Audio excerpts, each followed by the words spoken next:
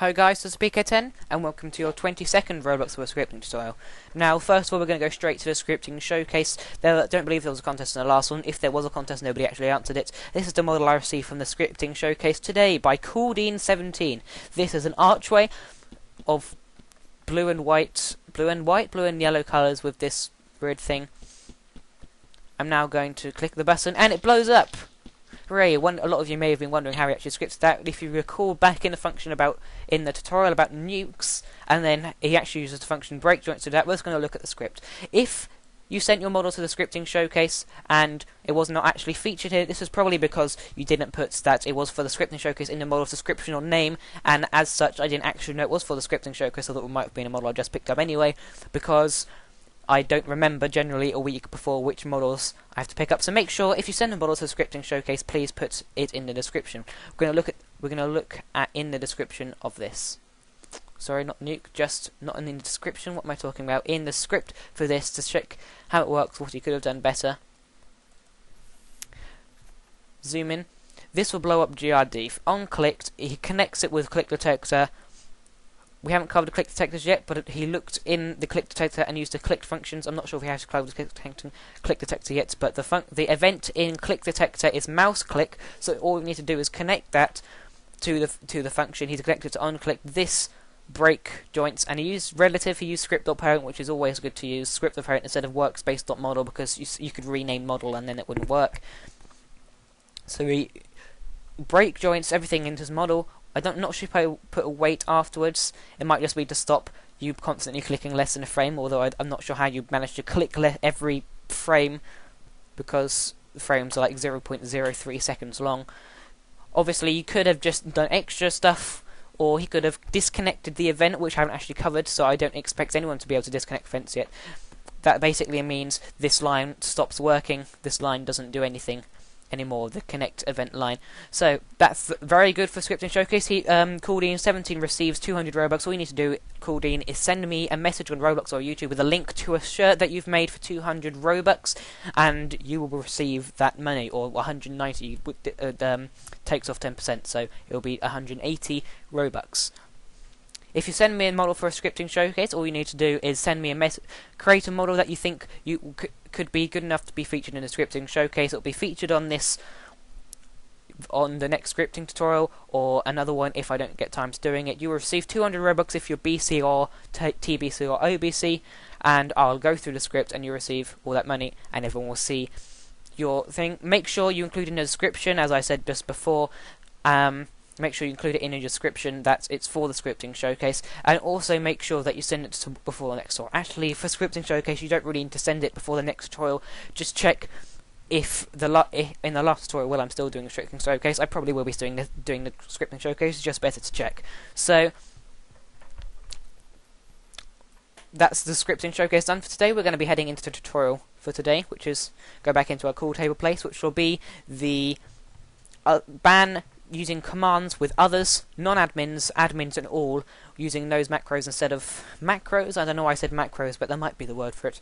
Using those value things instead. So first of all, I'm just going to apologise that I haven't had a scripting tutorial for ages. That's because it's Christmas, obviously. And second of all, I'm going to say I've got a new screen recording software. It should be better, should be more definition. It slows my computer down a hell of a lot. My CPU is actually doing 10%, which is actually quite a lot for my computer. Battlefield 3 runs at 40% though, which is unheard of. My FPS in Roblox is only at 30 or something, but it should be a lot high quality for you guys. I've also got a headset, which means that my audio will be a lot clearer. I'm still going to zoom in a bit just in case you can't see it. And now I'm going to go on with this. So first of all, we're going to need to change the get player function to cope with others, non-admins, admins and all. Obviously, when you said get player name, this is an argument I just added in previously. I'm going to explain why we need that before. So your get player function will not look like this. You'll not have this extra bit in it. I've just added it in. I'll explain to you why in a second. So first of all, we're going to go for ban/all. So obviously, if you remember what getPlayer does, whenever you chat, it goes through this, sees your message, and then gets everything after the message and sends that as the argument. So say kill slash PK10 is the message, player would be PK10 here, and you send it into the argument. But what if you said kill slash all? Well, then name in here would be all instead of the name of the person, so it would be all. So all we need to do is check whether name is all, nonadmins, other, or whatever. So we just need to check what name is. So we're going to go if name. We're also going to make sure we're just going to convert name to lowercase for the case of the script, just to make sure capitalization doesn't have to be correct. If name lower, then what are we going to do? We're going to make sure that returned, which is the name that we're going to actually return, is going to be everyone in the game. And to get everyone in the game, all we need to do is use a function getPlayers. So we're going to go returned. Because getPlayers returns a table, we don't need to bother about just adding all the elements into this table. We can just completely replace it with a new table. Returned equals game.players. Oops, getPlayers. Typos for the lose. So, as you may remember, returned, we've checked in each of our scripts, in each part of our scripts, that returned is only that player, which is going to be what returned is. This is what the function returns. That player is 1. That's because we don't actually want it to work on one person.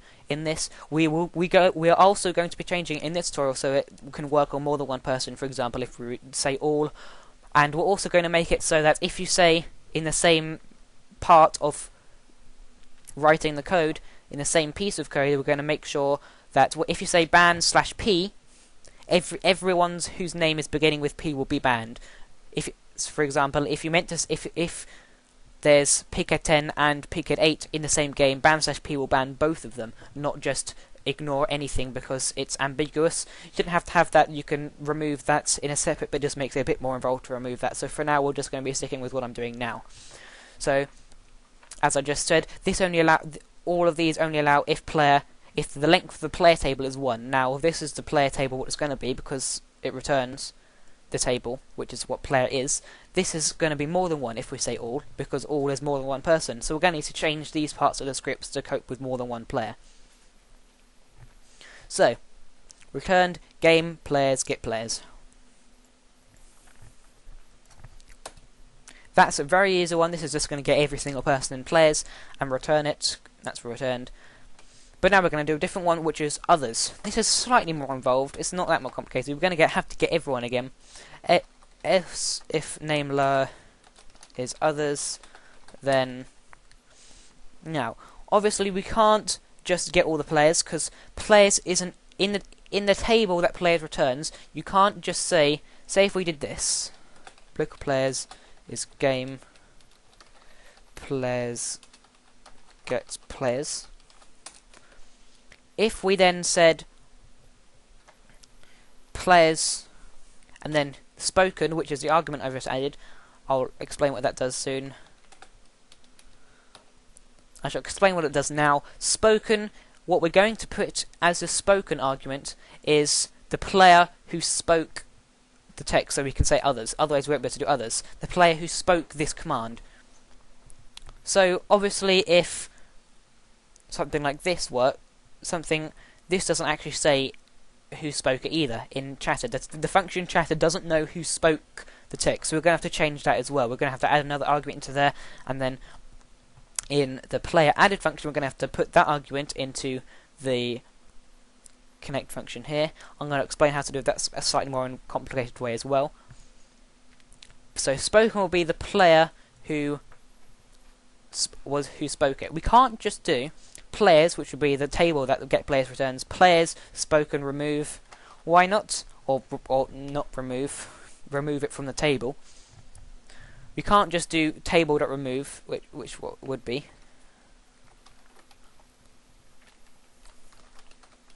because as you may remember about indexing in tables, players, the table that it returns isn't indexed in any other way other than numbers. So you'll be able to do players, or you wouldn't even have to do that. It would be the index of it, so it would be players 1, players 2, players 3, players 4. You won't actually do any of that because we wouldn't know which one's which. So we're going to have to loop through the entire table and then remove from the table that one. So, to loop through a table, I'm going to use an in pairs loop for. I'm going to use a standing one I've been teaching, IV in pairs. Table is players, do. And now to go through the players, we're going to be using V is going to be the player.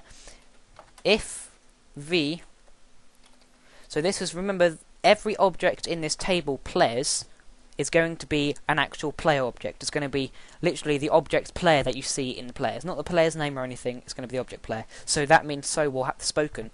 Spoken will also have to be the players. If we wanted to get the name, we just do v.name, as you would do. If v is the same as spoken, oops.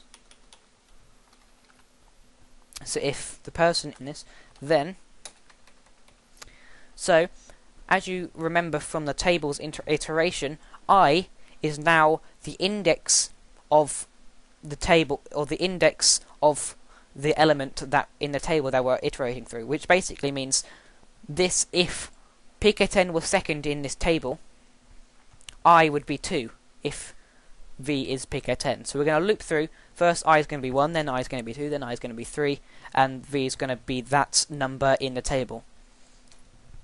So I is now the index in the table. So then we're going to just remove I from the table, which is from the table remove function. Table dot remove. The table is players I. End.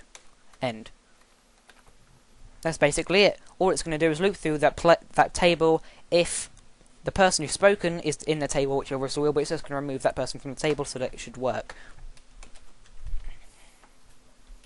So then we're just going to make returned, which is the table we're going to return players. Returned equals players.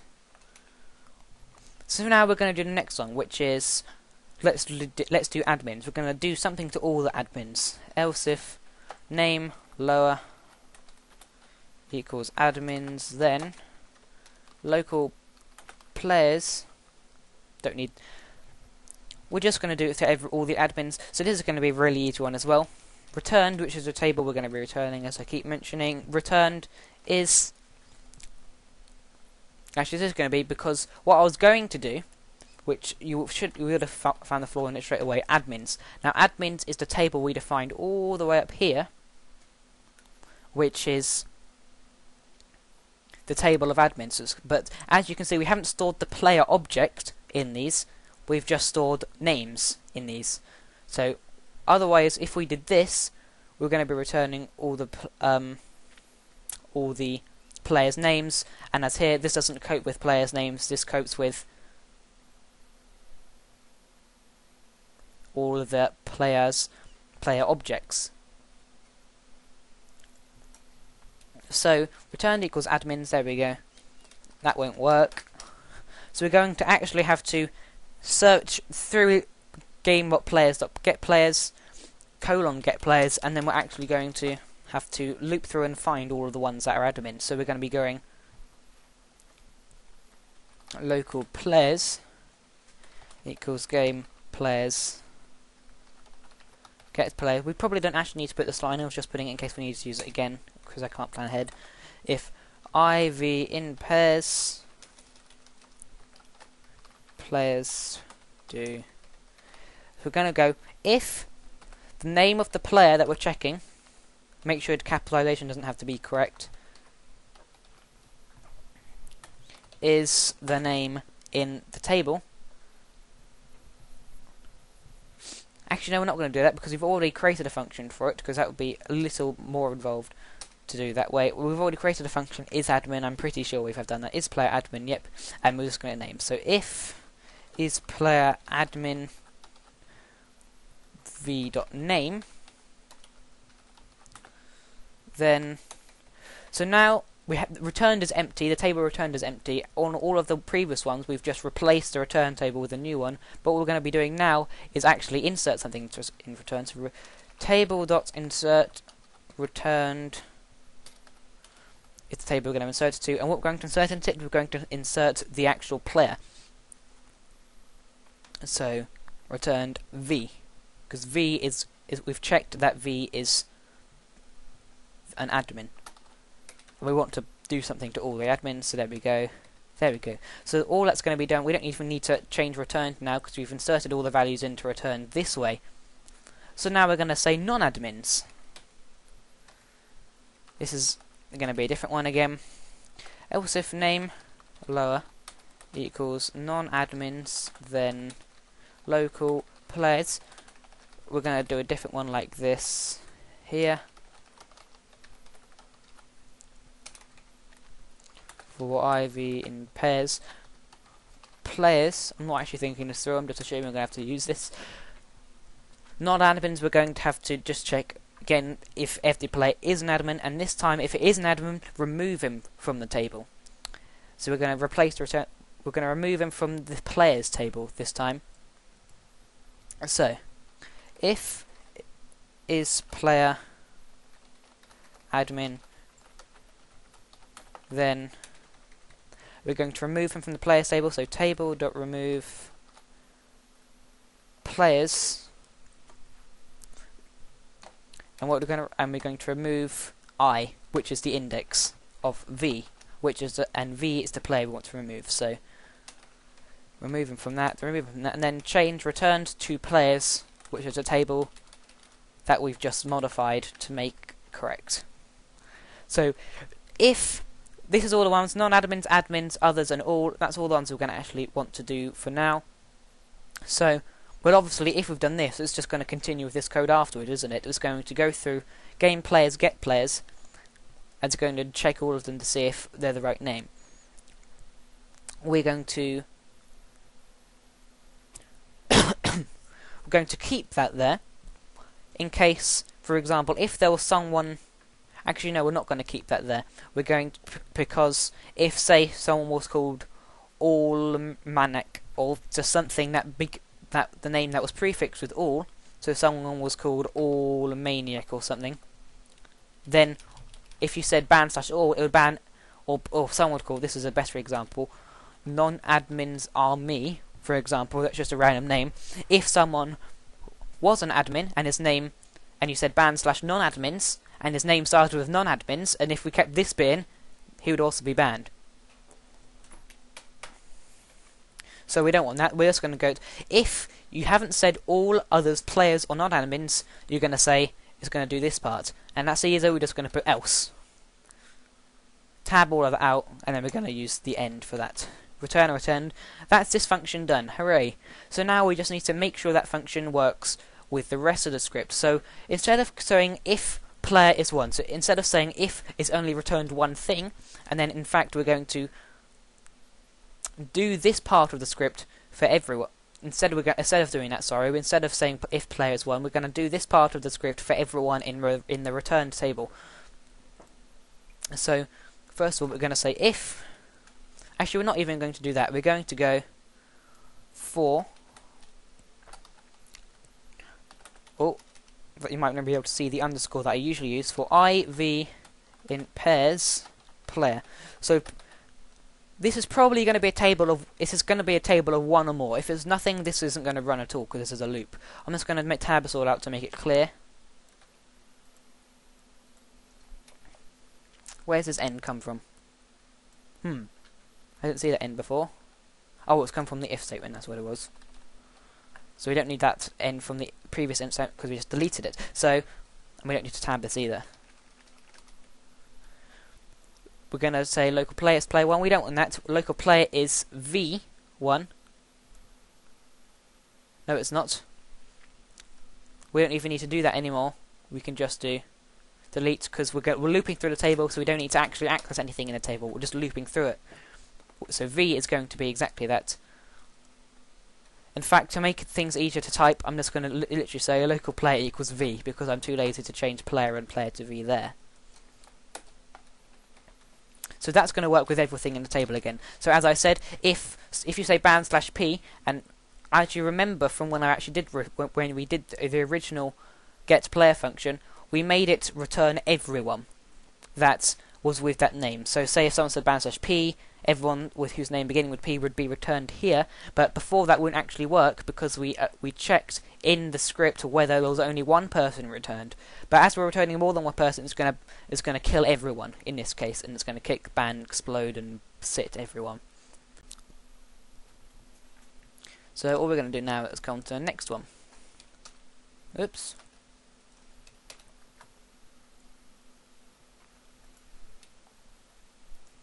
So local players get player, and we're going to go for IV in pairs. Player, I spelled 4 wrong somehow.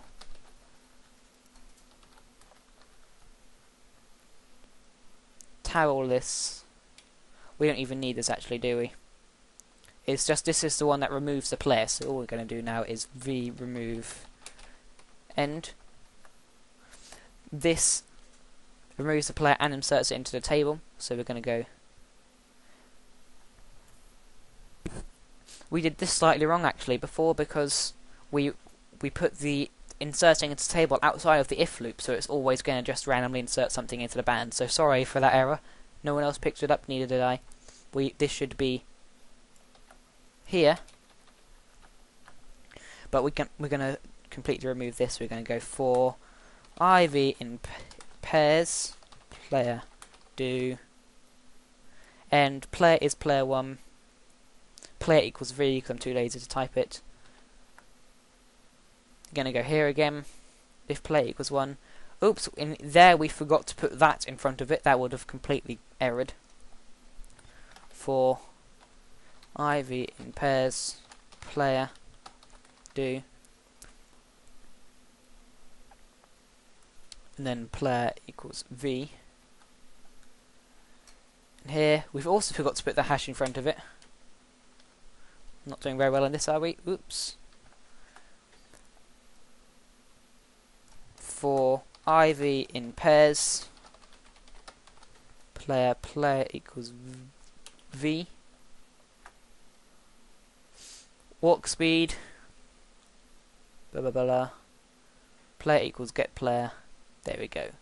We don't need to say if player is 1 for IV in pairs player do. Did I remember the do? Did I remember the do? No. Always remember the do, otherwise you get a strange error that you probably won't know how to figure out in the output. Player is v. That should work. That's the end. Now, as you may remember me saying, we've also need to tell the script who spoke, or tell the getPlayer function who was the one who spoken, because at the moment we've only passed one argument into this function, and here it's got 2 arguments. So what we need to put a comma, and then the player who spoke. So we don't actually, this function chatted doesn't know the player who spoke. So what we're going to have to do instead is we're going to have to go all the way down here, and, well, first of all, we're going to need to add another argument to this function, spoken. So now spoken will be the person who spoke, and now here we're going to need to change if the player is admin, it's going to connect the event. Now what's actually going to happen here is how can we tell chatted to give it an extra argument? We can't tell the chatted event to change its ways and give the argument and give the thing that it's connected to an extra argument. We can't do that. So what we're actually going to do is something a little different. You probably might have seen this before. We're going to, instead of directly linking it to a function there, function, so we can literally directly add into the brackets a function here, as long as we go function something, then something, here something, and the end. So this is a function in itself, function something end. We don't need to give the function a name because that's basically creating a variable for the function. So this function has a name here, but because we're not creating a variable for the function, we're just going to literally keep it as this. So connect function something end. Now what's it going to do inside the function? Well, so it's going to connect to this function that we're just randomly creating here, and this function, whenever this function is run, it's going to use chatted, run chatted just as before, except this time, we're going to have to add the arguments in here first. So message recipient, and then we're also going to add an extra argument in here, chatted. So it's going to add message, which is the first, second, and then the third one, which is the speaker, and the speaker is going to be the player, new player. So that's that for this tutorial. There's not going to be any contest for next tutorial. The next tutorial we're not actually going to be doing admin commands. We're going to be starting on something else. For the scripting showcase, make sure you send me a message either on Roblox or on YouTube with a link to a model, and it will be featured in the tutorial. Make sure you put in the description or the name of the model for Pick a 10 or for Pick a 10 Scripting Showcase or something along those sorts. You'll get 200 Robux will be featured in the tutorial. Claudine17, please message me with the link to your shirt. You're a BC. I've checked your profile, so you can have 200 Robux. All you need to do is send me a message. Make sure you subscribe to the channel. Make sure you give me likes and stuff. And thank you for watching.